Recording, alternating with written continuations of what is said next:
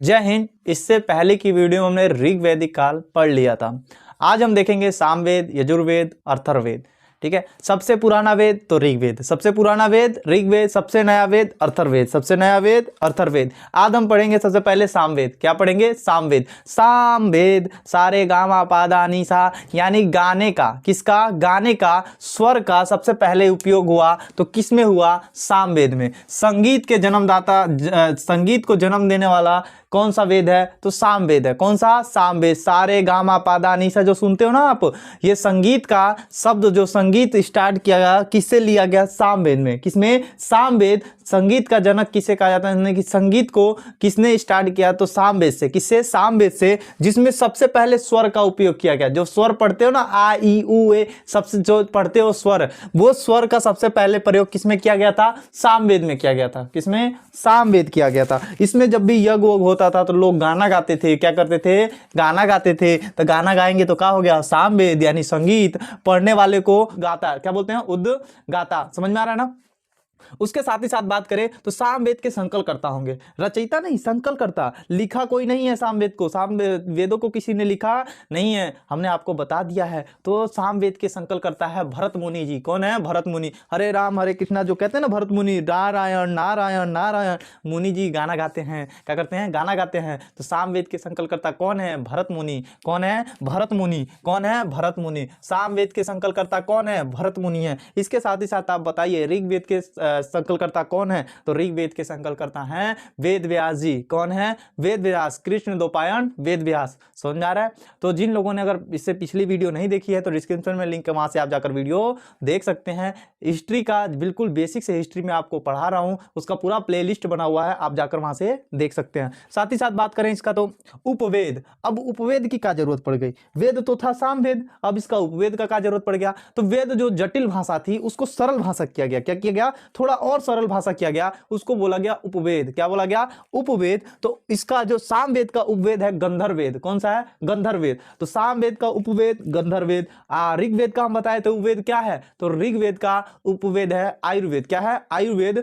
ठीक है, और साथ ही साथ सामवेद का गंधर्ववेद। सामवेद का गंधर्ववेद। साथ ही साथ अब ध्यान दीजिएगा, यजुर्वेद की बात करें। किसका? यजुर्वेद। यजुर्वेद में यज्ञ कर्म कांड के बारे में बताया गया। यज्ञ जानते हो ना, स्वाहा, जैसे कोई कर्म करते हैं तो उसका मंत्र उच्चारण, जैसे घर बनवा लिए तो घर की पूजा वूजा कराओगे ना, तो किस यज्ञ, किस क्या कहते हैं, किस हाँ, किस वेद के थ्रू? तो यजुर्वेद। किस यज्ञ? देखो यजुर से यज्ञ पता चल रहा है ना, तो यज्ञ वज्ञ के बारे में कहां से मालूम चलता है? तो यजुर्वेद से। संगीत वंगीत के बारे में तो सामवेद। ठीक है, सामवेद। अब साथ ही साथ बात करें तो यजुर्वेद को यज्ञ और कर्मकांड से संबंधित है। ये जो यजुर्वेद है, जो गद और पद दोनों में है, गद और पद दोनों में है। यजुर्वेद गद और पद दोनों में है, जिसे चंपू काव्य कहते हैं। पूछेगा चंपू काव्य किसे कहते हैं? तो यजुर्वेद को। यजुर्वेद को किसको?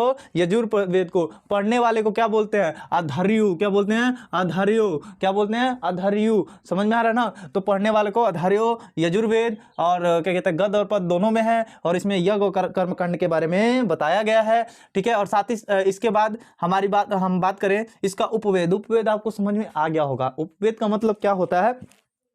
जिस वेद क्या है, जटिल भाषा में है, उसको सरल भाषा में थोड़ा सा कर दिया गया तो क्या हो गया? उपवेद। तो इसका उपवेद क्या है? धनुर्वेद। क्या हो गया? धनुर्वेद। अब देखो यज्ञ होगा, यज्ञ होगा, कर्मकांड। कर्मकांड यानी कि जब राजा युद्ध करने जाते थे, राजा जब क्या करने जाते थे? युद्ध करने जाते थे, तो यज्ञ करवाते थे। क्या करवाते थे? यज्ञ करवाते थे। तो अब देखिए यजुर्वेद का उपवेद धनुर्वेद, यजुर्वेद का क्या कहते हैं, उपवेद धनुर्वेद। समझ में आ रहा है ना? तो यजुर्वेद का उपवेद धनुर्वेद। समझ में आ रहा है? धनुर्वेद। साथ अब देखिए यहाँ पे इसके संकलकर्ता कौन है? विश्वामित्र जी। कौन है? विश्वामित्र जी। कौन है? विश्वामित्र जी। आप कमेंट में छाप कर ये बताएंगे, कमेंट में ये कमेंट करेंगे आप बताइए कि गायत्री मंत्र के रचनाकार कौन है? गायत्री मंत्र को किसने लिखा था? ठीक है, साथ ही अब यहाँ पे बात करें अथर्ववेद। सबसे नया वेद अथर्ववेद। सबसे नया वेद अथर्ववेद। इसको ब्रह्मवेद भी कहते हैं। क्या कहते हैं? ब्रह्मवेद। कहते हैं ना ब्रह्म का ज्ञान हो गया। तो ब्रह्म का ज्ञान हो गया, इसका मतलब क्या? इसमें क्या है? अथर्ववेद में क्या है? जादू टोना वशीकरण A to Z, जितना जैसे कृषि में कीटनाशक, इस सब के बारे में कहाँ मालूम चलता है? अथर्ववेद में। किसमें? अथर्ववेद। जादू टोना, देखिए जादू टोना के बारे में, कन्या जन्म पे निंदा किस वेद में किया गया? तो अथर्ववेद में। सबसे नया वेद अथर्ववेद। अथर्ववेद का अन्य नाम क्या है? ब्रह्मवेद। क्या बोलते हैं? ब्रह्मवेद। ठीक है, इसको पढ़ने वाले को ब्रह्मा कहते हैं। क्या कहते हैं? ब्रह्मा। अथर्ववेद को पढ़ने वाले को क्या कहते हैं? ब्रह्मा कहते हैं। क्या कहते हैं? ब्रह्मा। अथर्ववेद को पढ़ने वाले को ब्रह्मा कहते हैं। इसका उपवेद है शिल्पवेद। क्या है? शिल्पवेद। देखिए ज्यादा आप लोगों के एग्जाम में क्वेश्चन पता क्या पूछता है? वेद से जो जैसे पूछेगा, वेद को पढ़ने वाले को जैसे बोलेगा ऋग्वेद के पढ़ने वाले को क्या कहते हैं, यजुर्वेद को पढ़ने वाले को क्या कहते हैं। ठीक है, साथ ही साथ पूछेगा अथर्ववेद के पढ़ने वाले को क्या कहते हैं, इनके ब्राह्मण ग्रंथ बताइए, इनके ब्राह्मण ग्रंथ बताइए, इनके उपवेद बताइए, उपवेद को पढ़ने वाले को क्या कहते हैं। तो ये सबसे ज्यादा इंपॉर्टेंट यही है, और ये पोर्शन मैं आपको अभी लिखवा दूंगा साथ ही साथ। ठीक है, तो यहाँ पे ध्यान दीजिए।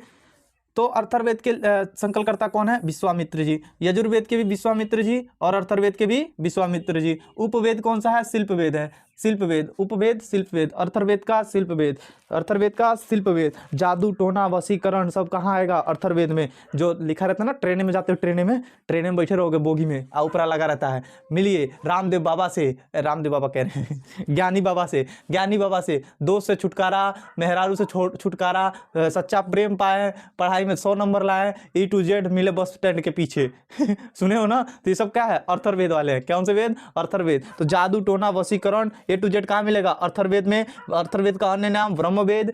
ठीक है, और सबसे नया वेद अथर्ववेद। कन्या जन्म की निंदा की गई अथर्ववेद में, इसको पढ़ने वाले को ब्रह्मा कहते हैं। साथ ही साथ इसका उपवेद की बात करें तो शिल्पवेद है, और इसको संकलकर्ता कौन है? विश्वामित्र जी। विश्वामित्र जी, ये विश्वामित्र जी का लिख के गए हैं जी। ब्राह्मण ग्रंथ। अब ब्राह्मण ग्रंथ क्या, हम सामने 4 ग्रंथ हमने पढ़ लिया। 4 वेद हमने पढ़ लिया। कौन कौन सा? ऋग्वेद, सामवेद, यजुर्वेद, अथर्ववेद। ऋग्वेद, सामवेद, यजुर्वेद, अथर्ववेद। ऋग्वेद, सामवेद, यजुर्वेद, अथर्ववेद। ऋग्वेद में ऋग्वेद के जो पढ़ने वाले क्या बोलते थे? होताया होत्र, होताया होत्र, होताया होत्र। ठीक है, इसके उपवेद क्या थे? ऋग्वेद के उपवेद क्या थे? तो ऋग्वेद का ऐत्रेय और कौसती। ठीक है, ऋग्वेद के। और साथ ही साथ ऋग्वेद का उपवेद क्या था? तो आयुर्वेद था। क्या था?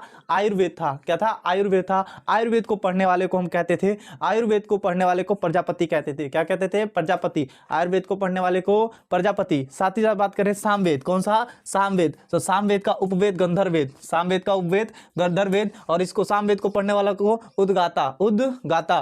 ठीक है, और इसका उपवेद गंधर्ववेद, और इसके संकलकर्ता कौन है? भरत मुनि जी। कौन है? भरत मुनि। इसका जो क्या कहते हैं, ब्राह्मण ग्रंथ है। क्या है? ब्राह्मण ग्रंथ पंचशील है। क्या है? पंचशील। उसकी बात अलग है, इधर ध्यान दे।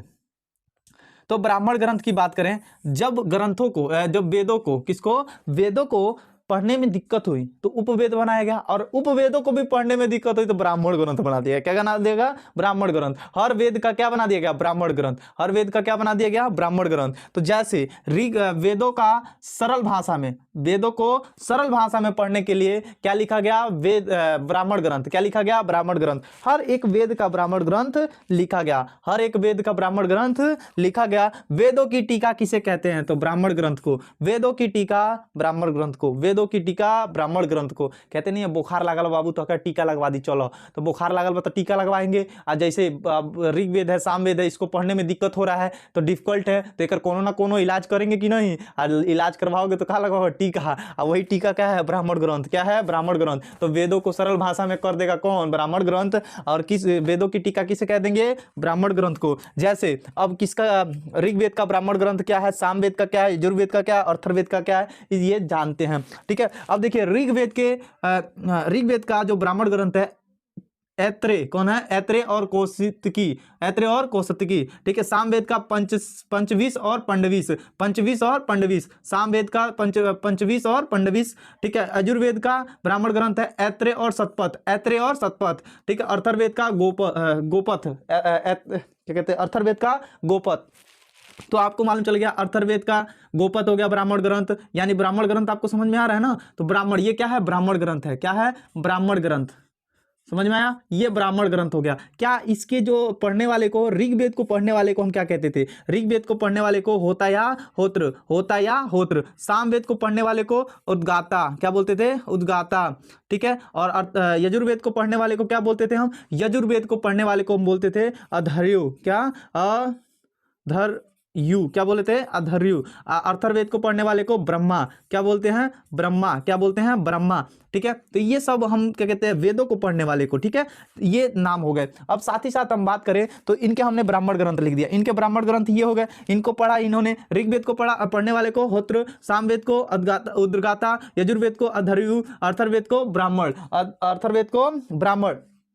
ठीक है, और इनके ब्राह्मण ग्रंथ भी हमने लिख दिया।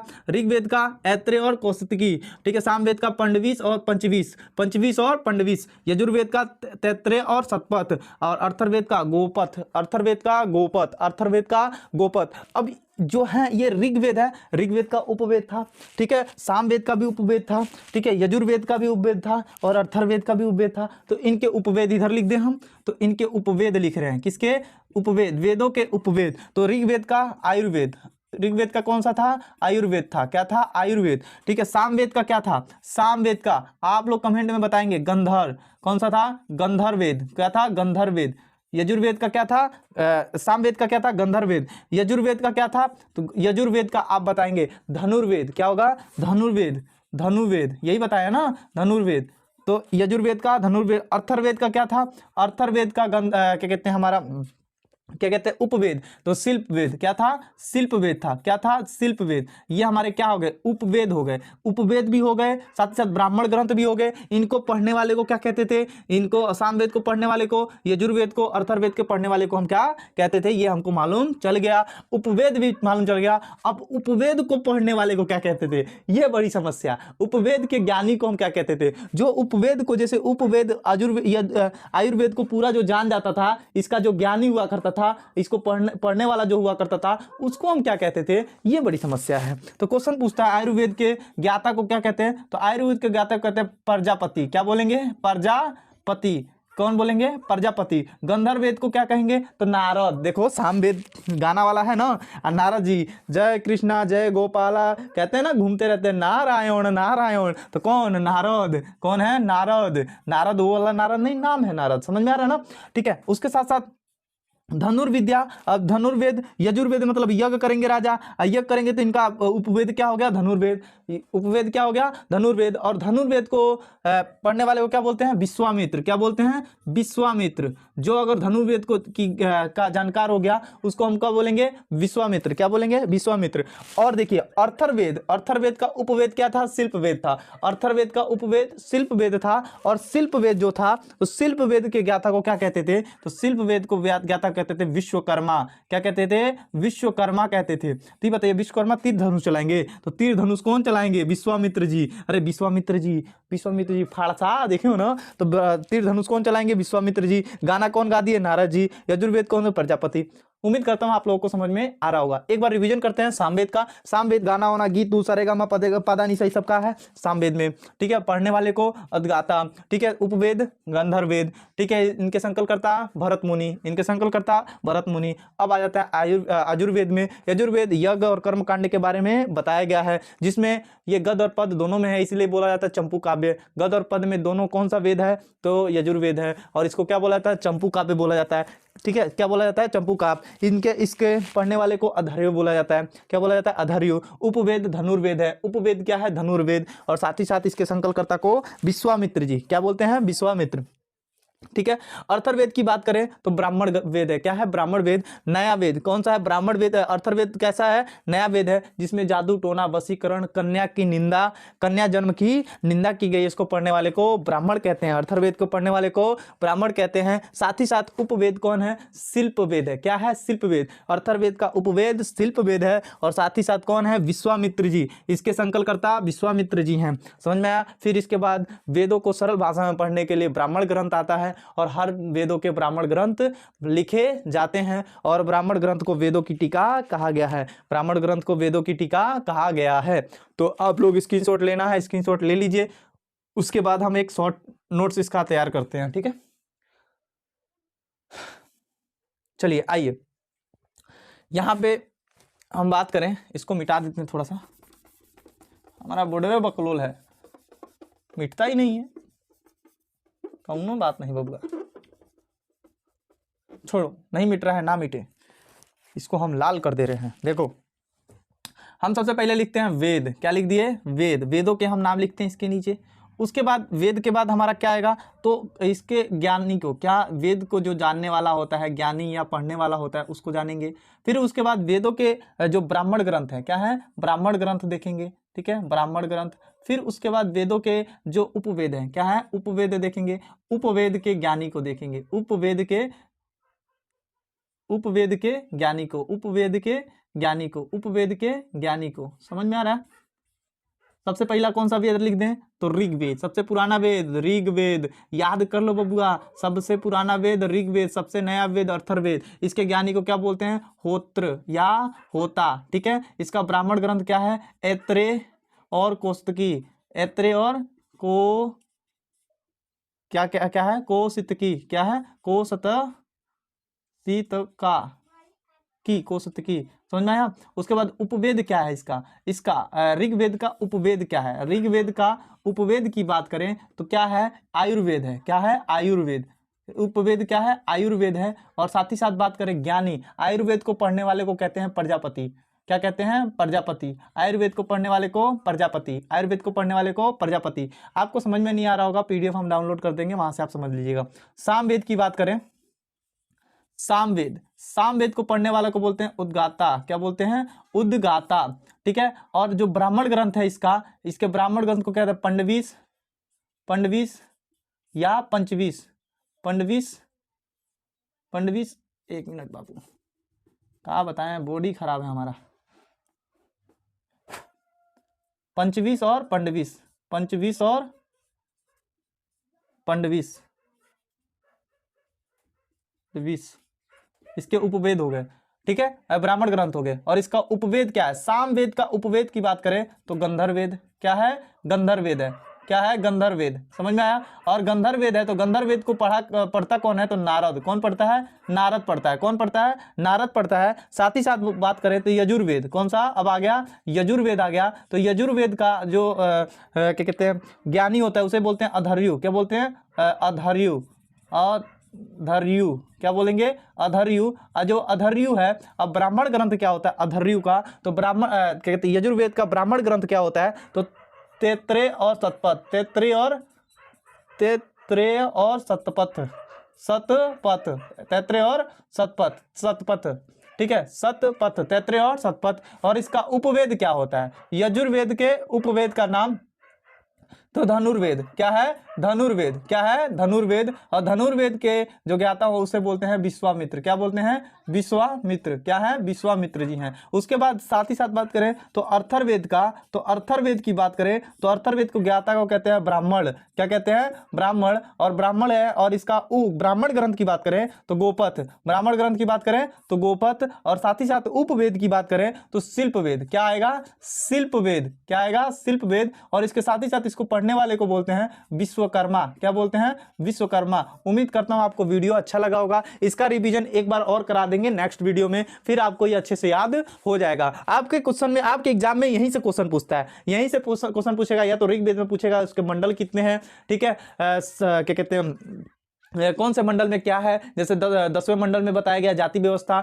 9वें मंडल में सोम देवता के बारे में बताया गया, वो अलग बता चुके हैं हम। आप अगर वीडियो नहीं देखे हैं तो डिस्क्रिप्शन में लिंक है, वहां से आप जाकर एक एक वीडियो देख सकते हैं। और जल्द ही मैं आपके अपने ही यूट्यूब चैनल पे, इसी यूट्यूब चैनल पे जियोग्राफी यानी भूगोल बिल्कुल बेसिक से पढ़ाने वाला हूं। और इतिहास का पोर्शन जो है, ये जो है प्राचीन इतिहास है, और प्राचीन इतिहास समझना बहुत ही टफ होता है। क्या होता है इसमें? कुछ समझने वाला है ही नहीं, इसमें केवल पढ़ने वाला है, और क्या कहते हैं कुछ पॉइंट हैं, कुछ समझने वाले हैं, वो समझने वाला है। इसके बाद जैसे ही हमारा महाजनपद खत्म होगा, इसके बाद आएगा महाजनपद, और महाजनपद के बाद जैसे ही स्टार्ट हो जाएंगे वंश, तो वंश से आपके एक एक क्वेश्चन, और पढ़ने में जितना मजा आएगा उतना कभी आप सोच नहीं सकते, क्योंकि आपको कहानी पसंद है, हम जानते हैं आप लोगों का पसंद है, कहानी पसंद है, और कहानी तो हम सुनाएंगे, टेंशन काहे ले रहे हैं हम, ठीक है। हर एक वंश तो आने दीजिए, वंश तो स्टार्ट होने दीजिए, कहानी आप सुनेंगे और सुन के मजा आ जाएगा, ठीक है। धन्यवाद, आपने इतनी देर तक वीडियो देखा।